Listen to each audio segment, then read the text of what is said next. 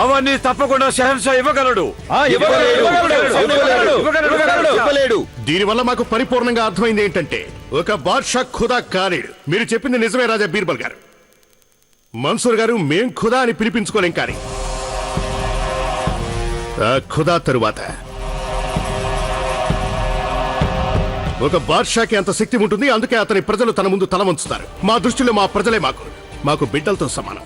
ఇక మా గొప్పతనం కోసం, మా సంతోషం కోసం వాళ్ళకి ఆ ఖుదా ఇవ్వలేనివి కూడా మేమివ్వగలం. ఆ ఖుదా తర్వాత అంతటి శక్తి మాకు ఉంది. కనుక మన్సూర్ గారు మా పేరుతో నాణ్యాలు విడుదల చేయండి. దానికి ఒక వైపున ఖుదా పేరుండాలి, మరో వైపున మా పేరుండాలి.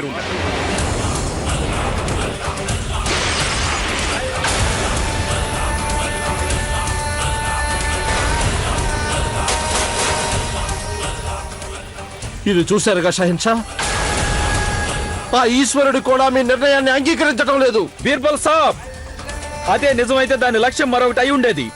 మాకు తెలిసినంత వరకు ఈ లోకంలో ఏ రాజు గాని, ఏ శక్తి గాని మన షహిన్షా గారి ఆజ్ఞని ఎవరు కాదనలేరు. కానీ షహిన్షా స్వయంగా ఖుదాని రెచ్చగొడుతున్నారు. సరే, మీ చేతిని తొలగిస్తే గనక ఖుదా లాగా తిరిగి అతికించగలరా? మేము నిర్ణయం తీసేసుకున్నాం.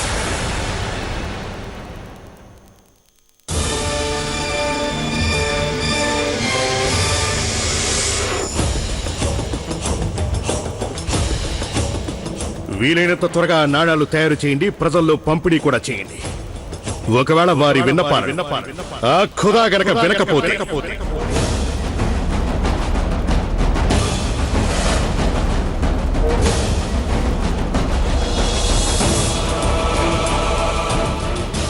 ఈ ఖుదా వింటాడని చెప్పండి.